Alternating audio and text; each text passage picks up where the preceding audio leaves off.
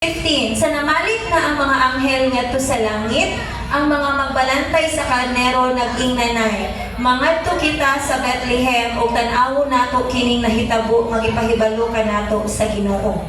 Busa, midali sila pag-adto ug nakit-an nila si Maria ug si Jose ug ang bata nga naghigda sa pasungan. Sa diha nga ang mga magbalantay nakakita sa bata, gisugilon nila ang gisulti sa anghel mahitungod kaniya.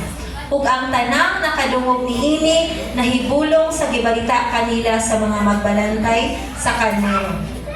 Gitiligan ni Maria kining tanan sa iyang kasing-kasing ug namalandong siya pag-ayo mahitungod niini mga butanga. Unya na mauli ang mga magbalantay nga nag-awit ug mga pagdahig sa Dios tungod sa tanan nga ilang nadungog ug nakita sumala dayon sa gisugilon kanila sa anghel. Diba? Atong tiwason sa, when the angels had left them and gone into heaven, the shepherds said to one another, "Let's go to Bethlehem and see this thing that has happened, which the Lord has told us about." Makita na to ba nga, mura po kita po ba, nga, kaling tao ba nga, mutuo pero sigurista. And it is good.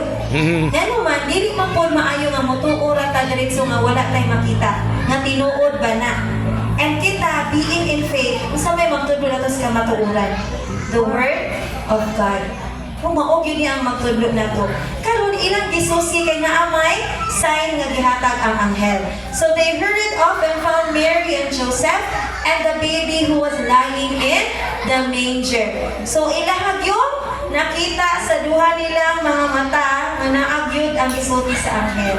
When they had seen him, they spread the word concerning what had been told them about this child. And all who heard it were amazed at what the shepherds said to them. But Mary treasured up all these things and pondered them in her heart. And verse 20, the shepherds returned, glorifying and praising God for all the things they had heard and seen, which were just as they had been told. So third point, kanila pa. Okay, what did the shepherds do after the angels are gone? Ang sagot ito?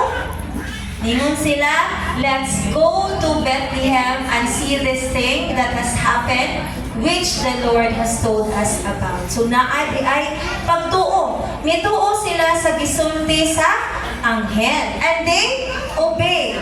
No, they obey sila.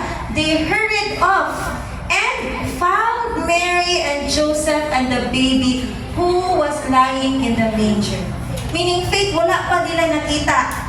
Pero ilang gituuhan, kaya niadto man sila. Diba? Tinawan? Wala pa sila kakita, pero ilang mang gituuhan, so niadto sila. They obey.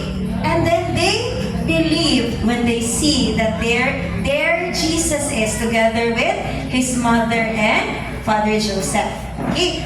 And then, what did the shepherds do after seeing Jesus? Okay, nituo naman sila, kaya nakitaan man nila. They spread the word concerning Jesus' identity, whom the angels told. Meaning, nituo sila kung ilang gidawat. Anong ingon mata nga ilang gidawat? Because kung wala pa na nila gidawat, dili na nila mahatag sa lain. No, remember, makahatag ba ka kung wala kayo madawat? Wala. Dili. So sila, kay nituo sila, gidawat nila, and they will be able to give to others. Mauna ka na sila ikasulti tungod kay nadawat Manila. Okay? And then, how did the hearers respond? Katong mga nakadungog, o sa may ilang gibuhat o ilang gihimo. Okay? All who heard it were amazed at what the shepherds said to them. Nakuan sila, kaya bang mahatag-tag atong testimony? Makangangag yun ba? Hala, tinuod ka? Mo ko na ilang gisulti na guys nga nakadungog.